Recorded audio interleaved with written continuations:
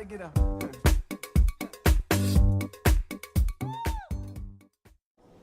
pourquoi avoir choisi de parler justement de tumeurs bénignes? Parce qu'une question se pose très fréquemment, doit-on traiter une tumeur palpébrale bénigne?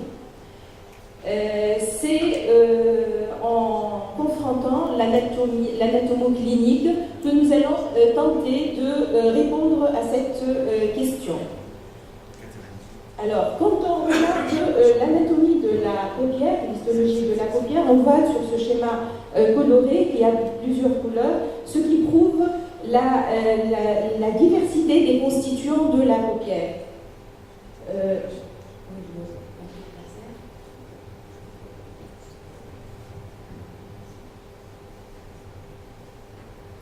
Voilà, quand on voit donc la diversité de ces constituants histologiques, depuis l'épiderme jusqu'au derme sous-jacent, le tissu conjonctif, ensuite le tissu musculaire striorubiculaire, puis le tarse et la conjonctive, mais aussi le système glandulaire, les glandes sébacées, les glandes sudoripares, les glandes apocrines et toutes les glandes de mébolimus disséminées sur le tarse. Tous ces constituants peuvent être à l'origine de prolifération tumorale. Que penses-tu de cette tumeur, Laïla?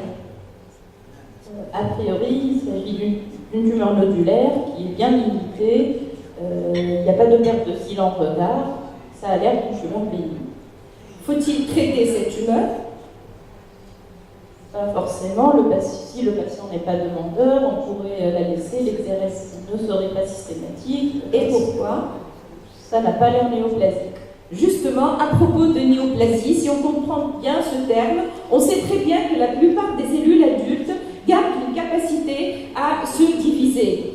Et or, les altérations qu'on voit sur cette cellule adulte, qui va de la croissance de taille, l'hypertrophie, en nombre, hyperplasie, de différenciation, des altérations de différenciation métaplasie, seulement toutes ces modifications, ces altérations peuvent être physiologiques comme elles peuvent être pathologiques. Et donc, ça va du phénomène de cicatrisation simple jusqu'à la transformation néoplasique vraie. Et en fait, un néoplasme, c'est un tissu anormal composé de cellules définitivement altérées et de croissance incontrôlée. En revanche, un néoplasme peut être bénin comme il peut être malin.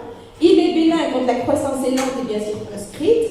Il est malin quand celle-ci est rapide, elle est mal circonscrite, infiltrante, profonde, avec un risque de métastase. Et donc, l'atypie est le premier signe de néoplasie. Mais là aussi, une cellule atypique retrouvée sur l'examen histopathologique ne veut pas dire que la tumeur est maligne. Donc, selon les histopathologistes, on parle de malignité quand il y a désorganisation architecturale, quand il y a invasion profonde, quand il y a atypie cellulaire avec des mitoses nombreuses. Donc, vous voyez très bien qu'il y a difficulté quand même à cerner entre tumeur bénigne et tumeur maligne. La difficulté existe et peut exister sur le plan clinique, mais aussi sur le plan histologique, histopathologique. Alors, doit-on parler d'une tumeur palpébrale bénigne à potentiel malin ou de tumeur palpébrale bénigne susceptible de se transformer? On ne va pas parler bien sûr du potentiel malin parce que toutes ces lésions précancéreuses, la kératosactinite, le carcinome in situ, etc., ou le xéroderma mycondosum, on sait très bien que ces lésions peuvent dégénérer et la fréquence même de dégénérescence de ces lésions est connue. Mais on va parler plutôt de ces tumeurs bénignes ou reconnues bénignes, mais on va voir qu'il y a des difficultés de ces tumeurs. Commençons par les tumeurs épithéliales. Ce papillome, cette petite tumeur sessile, rosée, qui peut siéger en paupière comme sur le bord libre, mais cette tumeur-là, elle peut avoir un aspect douteux, un carcinome peut avoir un aspect de papillome. Et aussi, on peut avoir cet aspect hyperkératosique. Qu'en est-il de l'histologie?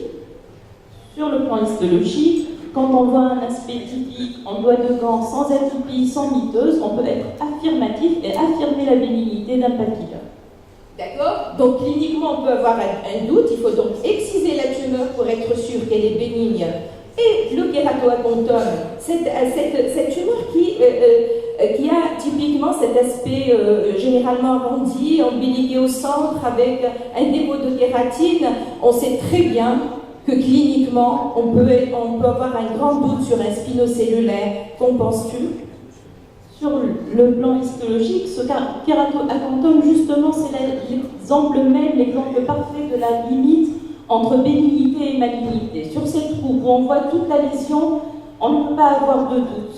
Les becs latéraux, l'aspect de la kératine en volcan, mais sur la partie profonde, si l'exérèse ne comprend que cette partie profonde, on ne peut être formel avec un diagnostic différentiel important qui est le spinocellulaire. Et donc, d'ailleurs, actuellement, certains considèrent le kératoacontome non plus comme une tumeur bénigne, mais comme un carcinome épidermoïde bien différencié et autorégressif. Donc, ce serait à l'origine une tumeur maligne qui aurait régressé, devenue une tumeur bénigne. La verrue, elles sont très fréquentes, mais tu sais, l'infection par virus HPV est incriminée, et on sait très bien, comme dans le cancer du col de l'utérus, ce même virus est incriminé. Qu'en est-il de la verrue palpébrale? L'examen histologique permet de diagnostiquer la verrue, mais permet aussi de typer le papillomavirus, et on sait que certains sérotypes ne sont pas cancérigènes, et d'ailleurs la verrue est surtout due à des sérotypes de type 6 et 8 qui sont peu cancérigènes, donc il y a aussi un intérêt pronostic, d'où l'exérèse systématique et complète avec un examen histologique. Non seulement histologique, mais aussi immunohistochimique pour la verrue. Pour l'adénome sébacé, ce chalazion qu'on craint tous chez le sujet âgé, la différence entre adénome sébacé et carcinome sébacé, outre la désorganisation architecturale, c'est surtout l'invasion profonde dans le derme qui est en faveur d'un carcinome sébacé. Très bien. Alors pour l'hydradénome et le syringone, généralement, c'est également l'anatomopathologie qui va nous affirmer la bénignité de ces lésions, mais les lésions pigmentées peuvent dégénérer, on le sait très bien, surtout quand il s'agit de névus géants comme celui-ci. Alors, est-ce que histopathologiquement, il y a des doutes? La présence de tête médique au niveau de la jonction dermo-épidermique, donc on l'appelle de névus composés ou jonctionnels, sont plus à risque de dégénérer. Donc là également, il faut les enlever en totalité et bien les examiner en histologie.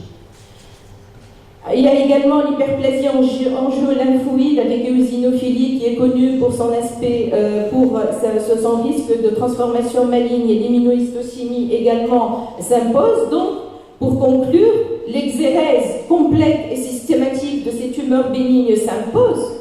Elle s'impose, mais est-ce qu'il faut faire une biopsie diagnostique ou biopsie exérèse d'emblée? Il vaut mieux, dans les grandes tumeurs, faire les petites tumeurs, la biopsie exérèse d'emblée, biopsie seulement s'il s'agit de tumeurs très localisées. Et la communication avec l'anatopathologiste est extrêmement importante, mais il faut évoquer les autres traitements des tumeurs. L'inconvénient de toutes les autres méthodes, c'est qu'on n'a pas de preuves histopathologiques, d'où la supériorité de la chirurgie. Et pour conclure, tumeurs bénignes, oui, mais susceptibles de se transformer, donc il vaut mieux les enlever et les analyser, mais il existe aussi des tumeurs malignes autorégressives, et l'examen histopathologique est ainsi un examen incontournable. Je vous remercie.